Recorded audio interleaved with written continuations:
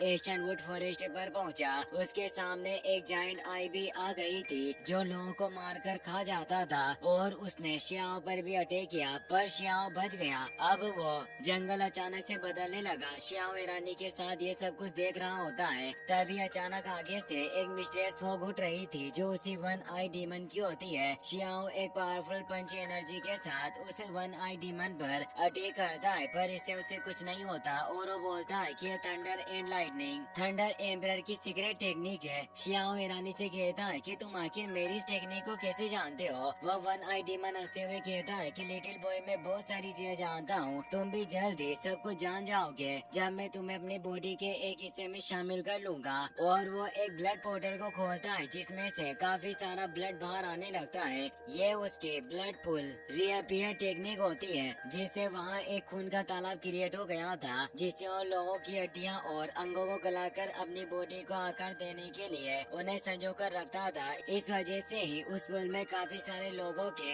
हाथ पैर और हड्डियाँ मौजूद होती है। शियाओ पर भी उसे ब्लड के कुछ छींटे पड़ जाते हैं। शियाओ समझ जाता है कि इसने यहाँ से गुजरने वाले सभी लोगों को मार डाला और उनके एसेंस, मांस और ब्लड को ये अपनी बॉडी को रिफाइन करने के लिए इस्तेमाल करना चाहता है। और उन सभी लोगों की आत्माएं और बॉडी इस ब्लड पुल के साथ विलय हो चुकी है। वाकई ये काफी घृणित तरीका है, इसीलिए अब उस पर अटैक करने के लिए काफी तेज लाइटनिंग से वार करता है। इसे उस वन हेडेड डीमन को काफी तकलीफ होती है, पर वो खत्म नहीं होता और अब वो अपने कई सारे टेंटिकल को बाहर निकाल लेता है, जिससे वो शियाओ पर अटैक करने लगा। पर शियाओ लाइटनिंग को अपने पास बुलाकर उससे एक प्रोटेक्टिव शील्ड बना लेता है, जिससे वो ब्लड टेंटिकल शियाओ के पास नहीं पहुंच पाते। ये एक तरह का लेची यानी थंडर प्रोटेक्शन होता है, जिसका एहसास शियाओ को दाव फ्रूट के थंडर मेथड से हुआ जब उसने इमोर्टल एनर्जी को कल्टीवेट किया था। डीमन आई उस पर एक ब्लड सील का इस्तेमाल करने लगता है, पर शियाओ पावरफुल मूव से उसके अटैक को नष्ट कर देता है। डीमन बोलता है कि अगर मेरी अभी सिर्फ एक आंख ही नहीं बची होती तो तुम मेरे सामने गोरसे की पावर वाले एक चींटी की तरह होते जिसे मैंने कब का मसल दिया होता। शियाओ भी सोचता है कि इस डीमन के पास सिर्फ अपनी एक आई बॉल है, अगर इसके पास इसका पूरा शरीर मौजूद होता तो मुझे डर है कि अगर मेरे साथ स्ट्रॉन्ग लीडर भी होते तो भी मेरा बचना काफी मुश्किल होता। डीमन आई कहता है कि मेरी ये हालत इस टूटे हुए भाले की वजह से हुई, इसलिए मुझे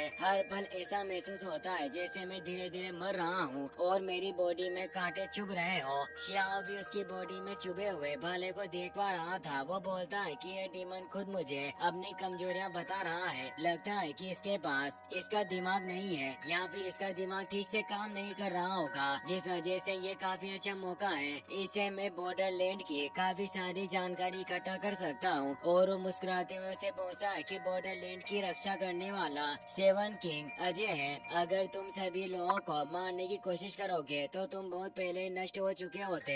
जरूर तुमने पहले उनसे दुश्मनी मोल ली होगी जिससे उन्होंने तुम्हें मारने की कोशिश की होगी, पर तुम सौभाग्यवश उनके जाल से बच निकलने में कामयाब रहे होंगे। वन आई डीमन कहता है कि एक बार फिर किसी ने उस व्यक्ति का जिक्र किया, तुम सभी लोग शायद कुछ नहीं जानते। और हंसते हुए शियाओ पर अटैक करने लगता है। शियाओ सोचता है कि इसकी हंसी से ऐसा लग रहा है कि क्या सेवन किंग अब नहीं रहे होंगे। सेवन इनविजिबल किंग को सिनफुल ब्लड के पूर्वज के रूप में जाना जाता है, पर आखिर उनके साथ क्या हुआ होगा। उनके पास काफी सारी उपलब्धियां मौजूद थी जो उनकी मौत इतनी खामोशी से हुई कि कोई उनके बारे में कुछ नहीं जानता।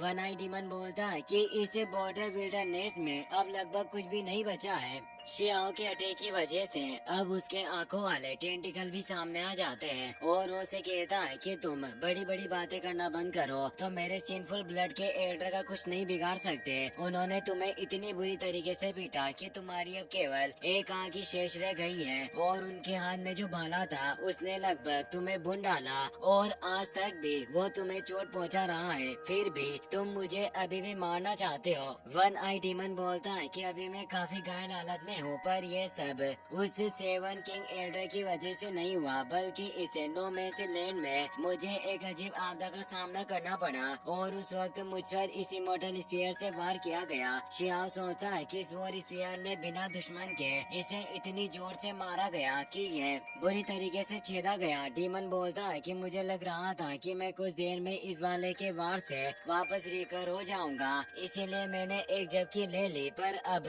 पूरे 10,000 साल साल बीत चुके हैं और अभी तक मैं अपनी बॉडी को वापस नहीं पा सका। और अब लड़के तुम हजारों सालों बाद मेरे सामने आए हो, तुम भी मेरा शिकार बनोगे। और वो गुस्से में अपनी पावर को एक्टिवेट करने लगता है। शियाओ सोचता है कि ये जीव काफी ज्यादा भयानक है, ये हजारों सालों से सोया हुआ था, इसीलिए इसके लिए ये याद रखना असंभव हो गया कि इसका अंत कैसे हुआ। और इसका दिमाग अभी काफी कम काम कर रहा है, इसीलिए नहीं जानता कि अभी गंभीर रूप से घायल है, वरना ये मुझे इसकी कमजोरी नहीं बताता और शायद मेरे लिए इसे मारने में काफी ज्यादा परेशानी होती। मुझे इसे काफी ज्यादा उत्तेजित करना होगा ताकि मैं इसे और ज्यादा जानकारी हासिल कर पाऊँ और यहाँ से निकल सकूँ। शियाओ से कहता है कि आखिर तुम किससे बातें कर रहे हो, तुम्हारे पास दूसरा कोई प्लान तो जरूर होगा। पर वो डीमन हंसते हुए कहता है कि लड़के तुम इंतजार करो, जब तक मैं तुम्हें मार नहीं देता उसके बाद मैं तुम्हारी आत्मा को खुद ही सब कुछ बता दूंगा कि मेरा आगे का प्लान क्या है। अब हमारे बीच एक निर्णायक लड़ाई का वक्त हो गया है। शियाओ सोचता है कि शायद मैं इसे अब और बातें नहीं लगवा सकता।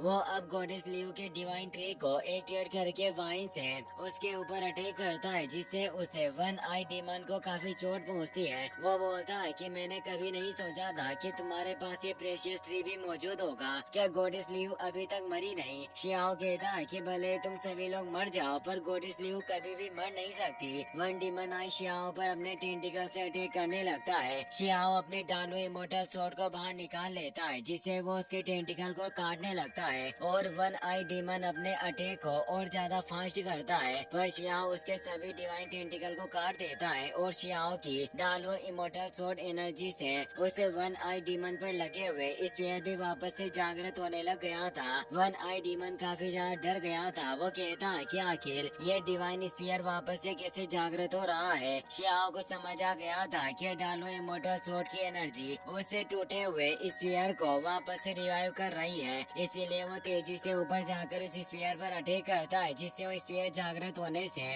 वन आई डीमन एक तेज विस्फोट के साथ खत्म हो जाता है। बस उसका एक स्पीड अवशेष शेष रह चुका था। शियाओ कहता है कि मैं नहीं चाहता कि तुम किसी और लोगों को चोट पहुंचाओ, इसीलिए मैं तुम्हारे एक अंश को भी जिंदा रहने नहीं दूंगा। और वो अपने सोट के एक स्लेश से ही उस बचे हुए अवशेष को भी खत्म कर देता है, जिससे उस वन आई डीमन का डोमेन भी खत्म हो चुका था और शियाओ वापस उसी जाल में आ गया था। शियाओ सोचता है कि डालो इमोर्टल स्वॉर्ड 5 क्राउन किंग का हथियार होने से काफी पावरफुल है, साथ ही इसके अभी भी कई सारे राज छिपे हुए होंगे। और अब वो उसे वापस रख लेता है और सोचता है कि थर्ड एडिटर ने कहा था कि बॉर्डरलैंड अनस्टेबल है, इसीलिए युद्ध हर जगह पर मौजूद होगा और जल्दी वो दिन दूर नहीं जब हर जगह तबाही मची होगी, खून की नदियाँ बह रही होगी। इसीलिए मुझे जितनी जल्दी हो सके स्ट्रॉन्ग बनना होगा, मुझे तेजी से बदलना होगा, वरना वो केओस जल्दी आ जाएगा और मैं कुछ नहीं कर पाऊंगा। अब शियाओ तेजी से आगे बढ़ता है। वो कई सारे स्टार फील्ड वाले एरिया से होकर गुजर रहा था। वहाँ कई सारे पेटिशनर की लाशें पड़ी हुई थी। शियाओ उन स्टार को देखकर सोचता है कि ये महान जादुई शक्ति वाले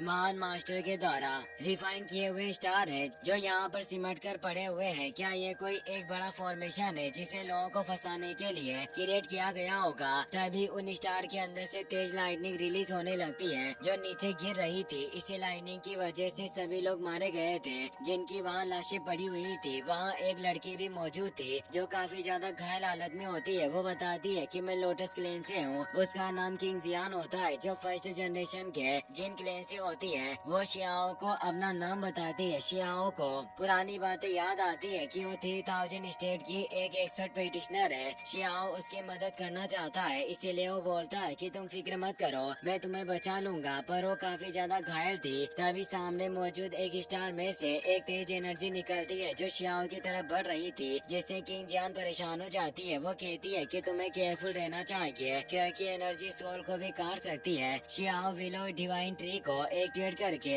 उनके लीव से उस एनर्जी को रोकने की कोशिश करता है पर रोक नहीं पाता, इसीलिए अपने गॉड हैंड का इस्तेमाल करता है जिससे वो उस एनर्जी को रोक देता है। और अब वो किंग जियान के पास जाता है पर उसकी बॉडी बिखर जाती है और उसकी सोल बाहर आती है जो शियाओ के पास आ जाती है, जिसमें से किंग जियान की आवाज आती है। वो कहती है कि प्री पेटिशनर प्लीज मुझ पर एक एहसान करना कि मेरी इस सोल को यहीं दफना देना। शियाओ कहता है कि अगर मैं तुम्हें अपने साथ 3000 स्टेट में लेकर जाऊं तो क्या ये बेहतर नहीं होगा? किंग जियान मना कर देती है और बताती है कि जय की अराजकता मेरी वजह से ही उत्पन्न हुई। मैं महसूस कर पा रही हूँ कि इस जगह पर केओस ग्रीन लोटस के अवशेष मौजूद है, इसीलिए मेरी सोल को यहाँ दफनाने से मैं उसके साथ मिल जाऊंगी। शियाओ के उस ग्रीन लोटस का नाम सुनकर हैरान होता है तो किंग जियान कहती है कि ये इस एरा का नहीं है, पर यह पहले काफी शानदार हुआ करता था, जिसे नीले आकाश में एक शाश्वत कमल के रूप में जाना जाता था। इसीलिए तुम्हें मेरी मदद करनी होगी। शियाओ भी उसकी बात मान लेता है और अब उसकी सोल को वही जमीन के अंदर दफना देता है, जिससे एक तेज एनर्जी के साथ उस जगह की एनर्जी उसके साथ मिल जाती है। अब शियाओ वापस से आगे बढ़ना स्टार्ट कर देता है। इसी के साथ ये एपिसोड यहीं पर खत्म हो जाता है। वीडियो पसंद आया हो तो लाइक कर देना और चैनल को सब्सक्राइब करना मत भूलना। Take care, good bye.